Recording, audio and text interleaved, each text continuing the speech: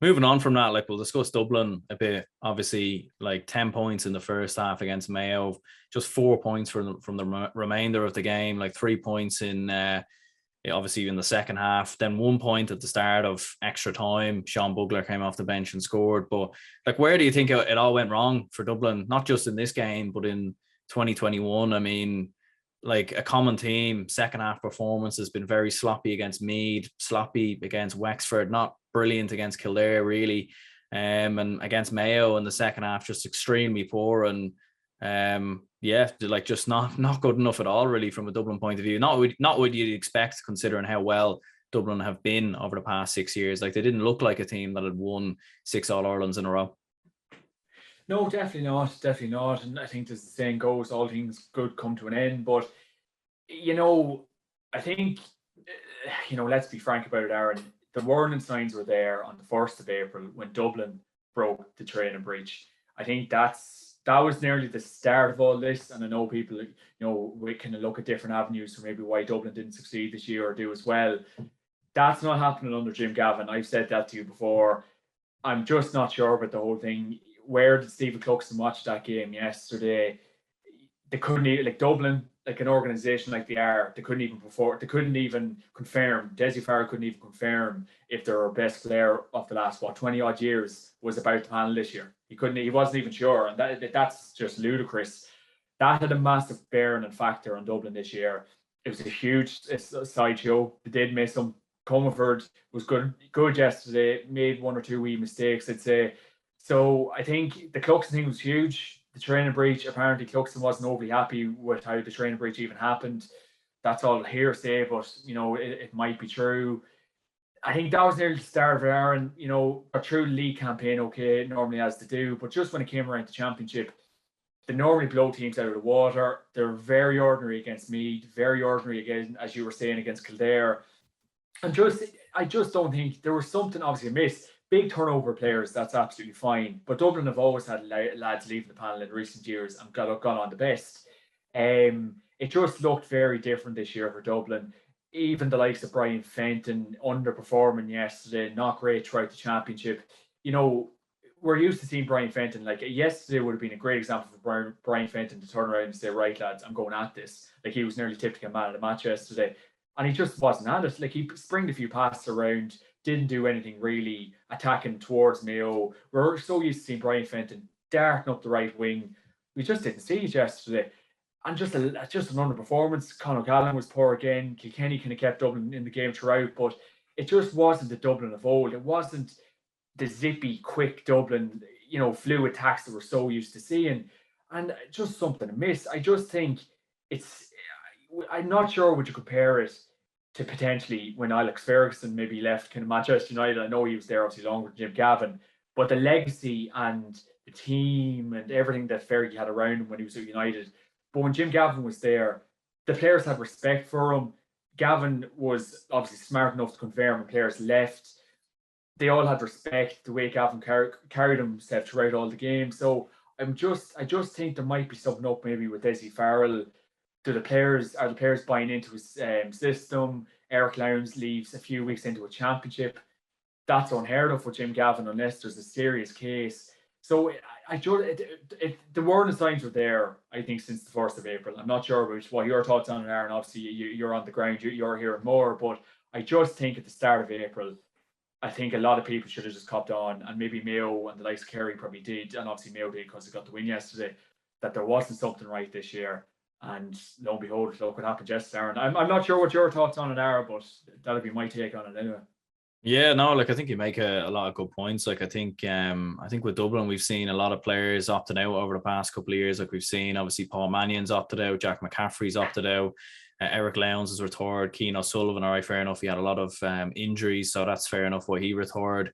Jeremy Connolly probably easily could play another couple of years if he really wanted to. Certainly still has the ability, still young as well. Like as far as players go, he's younger than Dean Rockham, I'm pretty sure.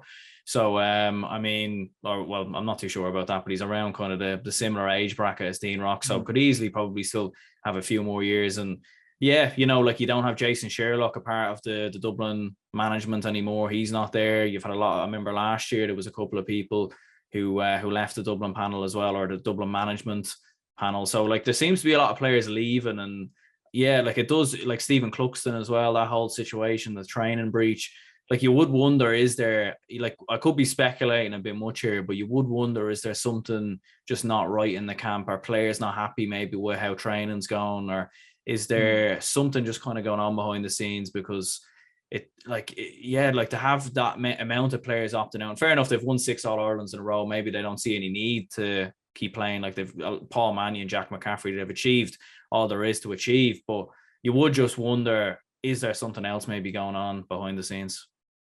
Well, that's exactly it, Aaron. Like, and it's just unforeseen stuff with Dublin, and I just think it's so hard to know what's going on. But like I think I might have said this a few weeks ago. It's so hard to know how enjoyable all that success might be. Like, don't get me wrong, an All Ireland final to win 6 in a row, it's an incredible achievement, and she's one this should all be proud of. But I just look at Paddy Andrews in the Off the Ball podcast he does with Andy Moore, and I just look at I like to think I can read people quite well, and I just look at Andrews. It just seemed, and I think I said this to you off air before, it just seems so intense and professional, and there's no sort of crack or a bit of banter. Like every time Andrews references Dublin, it's just so serious. Like one thing I think a quote he said one time, if you're not in your game for 2 training sessions and you're listed to start, you're dropped. You'll not get a look in for the next day. You might not even get into the 30. All this kind of crack. It just, the fun seems to be gone. Of course, we're just speculating here, but if you've lads leaving, if you've the likes of, obviously, as you were saying, Paul Manny, Jack McCaffrey, Connolly stepping away quite early, and I'll always reference this fact. I remember hearing Jack McCaffrey, like I think it was Joe Malloy off the ball system. Like I think I've said this to you before, but McCaffrey saying if I'm playing for Dublin in 5 years, he has the permission to shoot me. So McCaffrey's obviously coming from a very, he's a very well-educated man. He obviously has work to focus on and everything. But, if he can't buy in with his work, he wasn't enjoying it. And obviously, as you were saying, and I'd be off the opinion as well, Jeremy Connolly definitely had another 2 or 3 years to give for Dublin, and he walked away. So Paul Flynn as well. So it just seemed to be, the enjoyment seemed to be going out of the camp. It just seemed to be like they were just doing it nearly for the sake of doing it. Getting in a 7-8 All-Ireland title, and that's nearly the way it was going. So it just seemed to be, it was very demanding playing for Dublin, not overly enjoyable. Are they a team collective? Like you see Dublin walking in like to the changing room or that kind of crack. Like what's the morale like around the team? What impact is Desi has had? What has Desi, like I know it was a short season last year and Desi hadn't the whole pile of time to work, and obviously this year as well. But it's hard to know what kind of impact Desi Farrell's even really had with them. Is the morale good? The Cluxton situation, how was that not sorted out? Why is Desi Farrell saying in all his, pre-match, post-match interviews, oh, we're not sure. He just hasn't really said much to us. He's the captain of your team the last 7 or 8 years, and there's been no word from him. Like it's bizarre, Aaron. And I just think it's mind-boggling stuff, and it's so hard to know. Like even in the last couple of games, Dean Rock just didn't look happy when he was taken off. There's no even kind of management team really approaching him. It just looks so flat and off for Dublin the last couple of games, and it's just very odd. It just seems to be, and I'm not sure. Obviously people will have opinions, but it just seems to be when Jim Gavin has stepped away from the Dublin team, it just looks like standards have dropped down. Yeah, like, and they look like a team that's overcoached in many ways as well. Like like fair enough, like you need to manage a game and you need to pass it around the back and control the tempo, but it seemed like they were overdoing it. They were overplaying it. They were overplaying a pass. They were trying to be too clever, like trying to be, almost arrogance in many ways, like to see, oh, we'll just pass it around here and sure Mayo won't be able to get the ball off us. And, we don't need to make that extra run, or we don't need to make that extra step. And it eventually just seemed to catch up with them. And I think like this business of all those fouls as well, like all those cynical fouls, like it looked like desperation, and it looked like Dublin had just ran out of ideas. And they do look like a team, in my opinion, that's just been ran through the absolute mill. And there was just going into extra time in that game, there was nothing left in the tank. The wheels just completely fell off.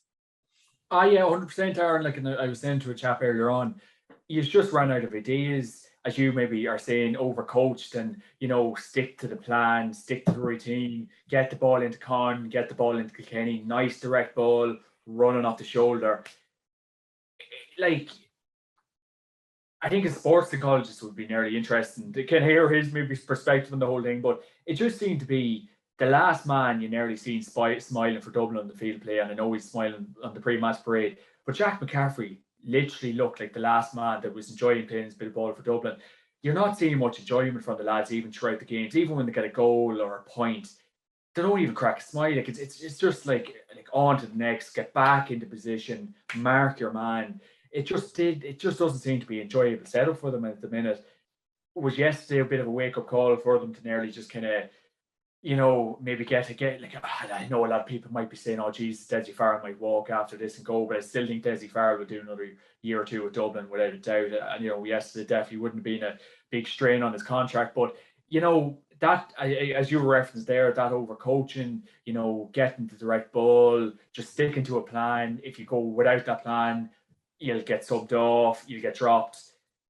And if that's what the case is, that can't be enjoyable because you will literally feel like a robot. You like, even when Dublin are keeping the ball for the 2 or 3 minutes, you nearly get the feeling nearly in training, or if they were doing that or practicing that, if a player gives the ball away or if he fecks up, it's nearly like you're going to be given out to. It just seems very unforgiving with Dublin. So you nearly feel, look, a sports psychologist will be the best person to kind of read into this kind of crack, but it's just the cracks are there, and Mayo exploited it big time yesterday. It would have been interesting to see maybe Dublin Kerry in the final to see how that would have went as well.